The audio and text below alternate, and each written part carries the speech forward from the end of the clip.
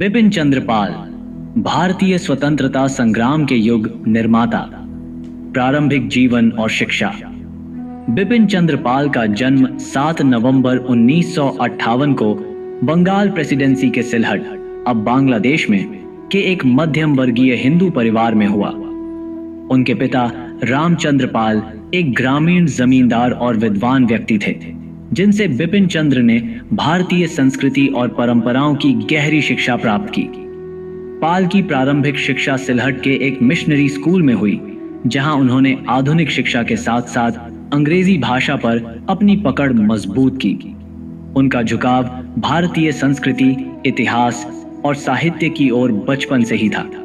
इसके बाद उन्होंने कलकत्ता विश्वविद्यालय में प्रवेश लिया, लेकिन उन्हें अपनी पढ़ाई बीच में ही छोड़नी पड़ी। हालांकि शिक्षा के प्रति उनका समर्पण हमेशा बना रहा और उन्होंने स्वाध्याय के माध्यम से ज्ञान अर्जित किया। स्वतंत्रता संग्राम में प्रारंभिक योगदान।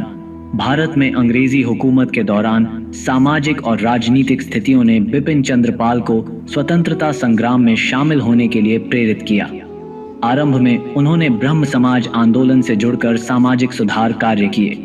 इस आंदोलन ने उन्हें भारतीय समाज में सुधार और जागरूकता लाने की प्रेरणा दी।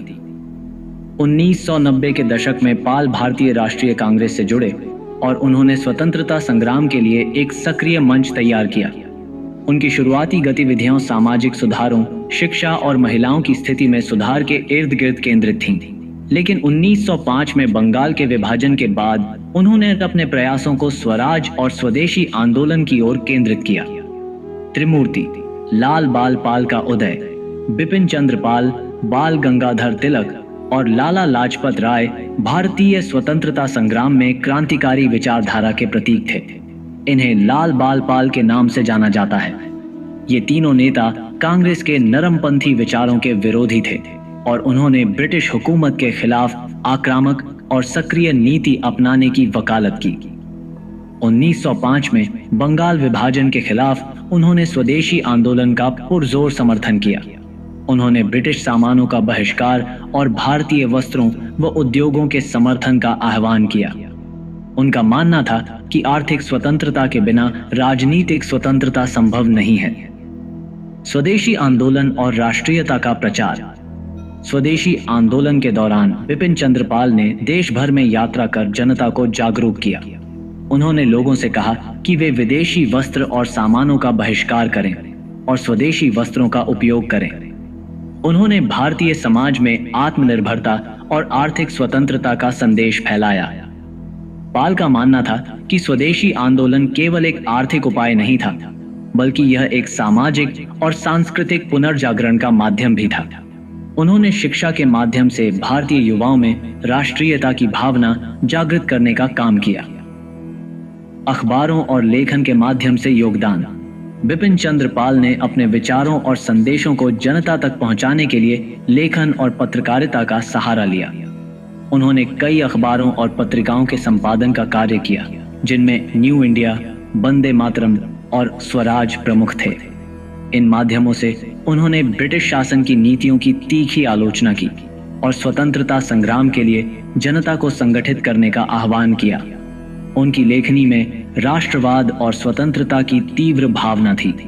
उनके लेख जनमानस को न केवल जागरूक करते थे, बल्कि उन्हें सक्रिय भागीदारी के लिए भी प्रेरित करते थे। असहयोग आंदोलन और गांधी जी से मतभेद। बिपिन चंद्र पाल महात्मा गांधी के असहयोग आंदोलन के प्रमुख आलोचकों में से एक थे। उनका मानना था कि केवल अहिंसा और असहयोग के माध्यम से भारत को स्वतंत्रता नहीं मिल सकती। वे गांधी जी की नीतियों को अपर्याप्त मानते थे और एक अधिक व्यावहारिक और आक्रामक दृष्टिकोण अपनाने की बात करते थे। पाल ने कांग्रेस के भीतर भी अपनी अलग विचारधारा रखी। उन्होंने हमेशा स्वराज के लिए आत्मनिर्भरता, शिक्षा और आर्थिक सुधारों को प्राथमिकता दी। व्यक्तिगत जीवन और विचारधारा। बिपिन चंद्र पाल एक दूरदर्शी नेता थे, जिनका मानना था कि भारत को न केवल राजनीतिक स्वतंत्रता चाहिए, बल्कि आर्थिक और सामाजिक सुधार भी जरूरी हैं। उन्होंने जातिवाद, धार्मिक कट्टरता और महिला अधिकारों जैसे मुद्दों पर भी खुलकर अपने विचार रखे। पाल का व्यक्तिगत जीवन बहुत सरल था। वे हमेशा अपने आदर्शों और सिद्धांतों के प्रति प्रतिबद्ध रहे। उनकी जीवन शैली में सादगी और त्याग स्पष्ट दिखाई देता था।